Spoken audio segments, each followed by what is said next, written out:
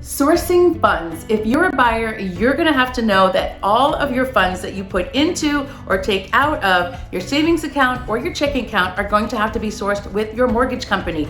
They are gonna wanna know how large amounts of money went into your account and why you're pulling large amounts of money out of your account.